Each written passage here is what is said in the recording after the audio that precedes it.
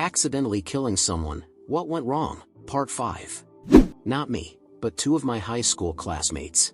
They were heading to a friend's house. In November, my classmate and an older friend of his were driving down a gravel road, which I understand was very fast. Both were drunk, and my classmate wasn't wearing a seatbelt. His friend took a curve too fast and the car flipped several times.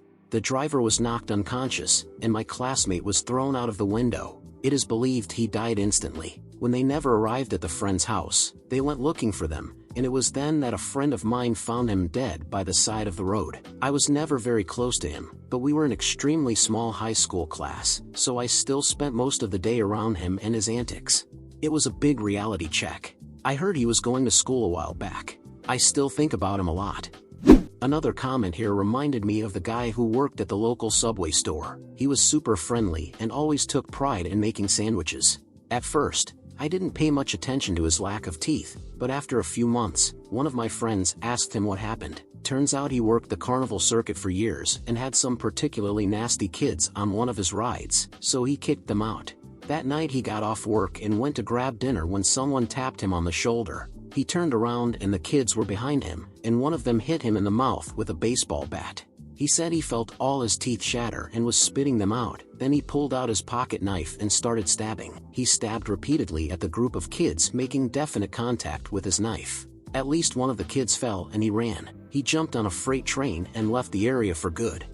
I was at a wedding. One of my husband's close friends approached me, drunk, and told me how a group of them had recently been drinking in the city. They got into another friend's car. The driver is a heavy drinker, drove drunk, and hit and killed a homeless man. They stopped and the police arrived, but they were shooed away, not wanting to ruin the driver's life over a homeless man. Very sick. And my friend was suffering from guilt and remorse over it. I didn't directly kill her, but I failed her as a friend and wasn't enough for her. This girl had been talking to me through a Discord server. We started talking and became friends very quickly. Then she started having a lot of issues and felt safe enough with me to tell me what was going on. It wasn't long before she started cutting herself. At that time I was helping 7 friends with depression, which also made me feel drained. That's not an excuse for failing her, but it was still a fact that was happening at the time. In the end, she messaged me saying sorry for everything and took her own life. Not my story, but someone I went to high school with was in a car accident that, as I understand it, instantly killed his niece. Everyone else survived until first responders arrived and accidentally ran over his mom with a fire truck. She suffered so many fractures they couldn't be counted, lost her mom, and lost her niece all in one night. It still shakes me to think about it sometimes. I think the accident was technically her stepfather's fault. It was in the middle of the night. From what I've been able to gather, he fell asleep and hit a trailer coming in the opposite direction. I doubt he's okay. Oh, then there was the other girl who was on my bus. She helped lure this 15-year-old boy to her house so these guys, between 17 and 24 years old, I think, could murder him. He was her friend's ex-boyfriend, who was also there and helped lure him. They beat him with a bat, shattered his knees, and then finished him off with a shotgun while he lay broken in the bathtub. Then they burned the body, put the ashes in a bucket, and dumped it in a nearby river. Apparently, detectives had a lot of trouble finding evidence / the remains of the poor boy. It was a young driver, behind someone at a stop sign crossing a fairly busy road. After a good 10 seconds with no traffic in either direction, I gave a little honk with the horn. The person straightened up, lifted their foot off the brake, and moved into the road, and about 5 seconds later, they were struck by a pickup truck going about 65 kilometers per hour. I saw in the newspaper the next day that it had been a fatal accident. My friends were relentlessly cruel and said I had killed this elderly woman. I don't think I'll ever forget it. I was walking the cobblestone sidewalks of Antigua, Guatemala on my way to the local market. The sidewalk is incredibly crowded, but being a tall American, I have a clear view of a drunk guy staggering down the sidewalk opposite to most pedestrians. As he approaches me, I try to give him space, but as the sidewalk is packed and I'm a big guy, he collides into me. He falls into the street just as a larger platform truck passes by. It ran directly over his sternum, crushing it. I stood in shock watching as he vainly attempted to breathe while blood began to fill his mouth and come out of his nose. It seemed like the police were there in moments taking away the truck driver. When I passed by that spot later, there was still a small puddle of blood on the cobblestone street. This happened the summer after I graduated from high school. I was 17 years old. It's something I still think about over 20 years later, and it moves me to tears as I think about it, shedding a couple of tears now as I write this. Not me, but my dad. I was 14 years old, 20 years ago. My dad was driving me back to boarding school, which was 5 hours away from home. After about 4 hours, two kids on bicycles crossed the road to the right, stopped on the sidewalk for a few seconds, and crossed back, to the left, right in front of our car. My dad swerved quickly but not in time. The bike hit our bumper and our car crashed into a tree. I got out, trembling and crying. My dad was shattered. One of the kids was already dead, and the other was barely conscious. He later died in the hospital. We found out later they were brothers, the only sons, and the first two children of their parents, out of a total of 5. My dad never recovered from this.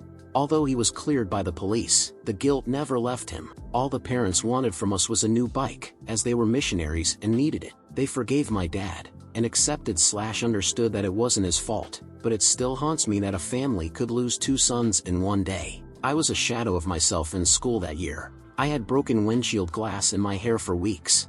No one understood. I never went to therapy. I blamed myself for choosing a school 5 hours away from home. My dad passed away 2 years ago. Sometimes, I still think and deeply sadden realizing I'm the only one left from that day's accident.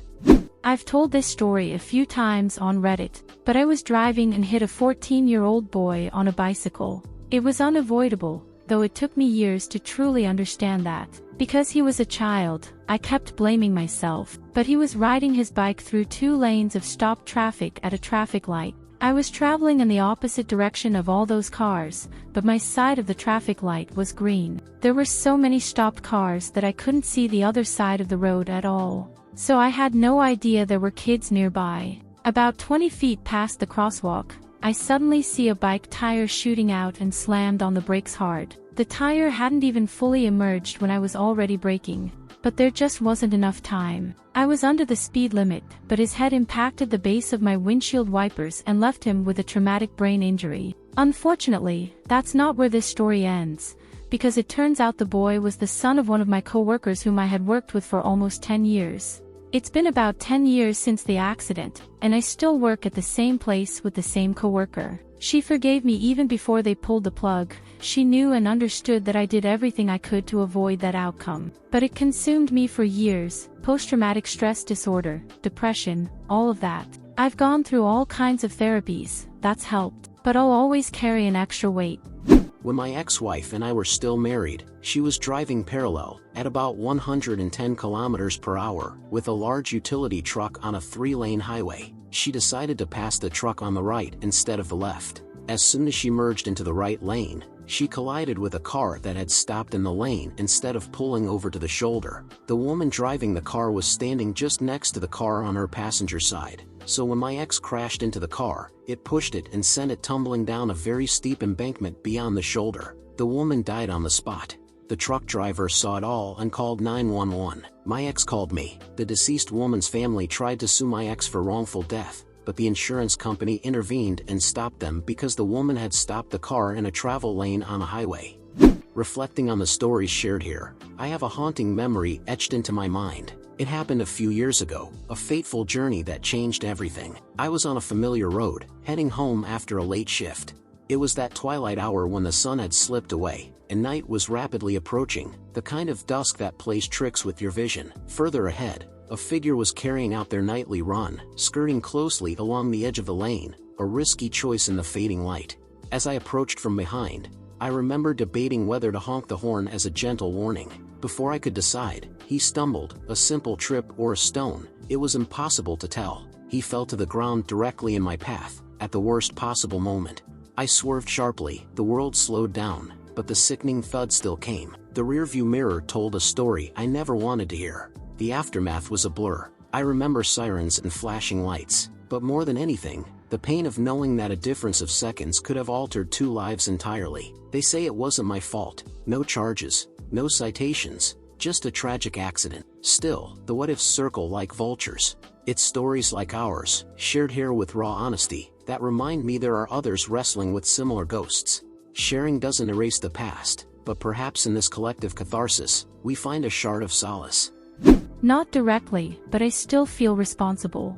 2 Halloweens ago, my ex-fiancé, we weren't together at the time but still very, very close, we've been friends since we were kids, overdosed and died from fentanyl.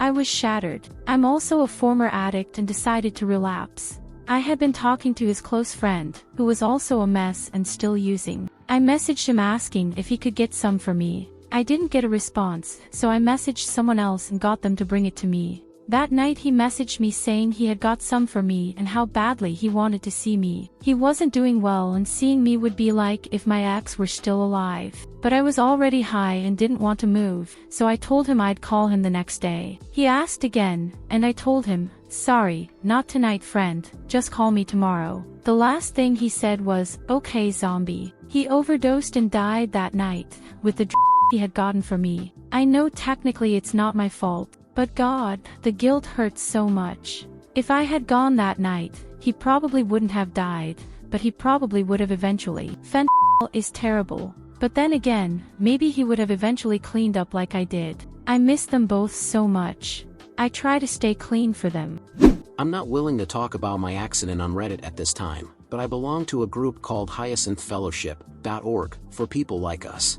The website has resources, and we meet online on Zoom several times a month. Accidental harm or death stays with you forever. We never get over or forget. This is a community of people who understand. I hope this information can help someone.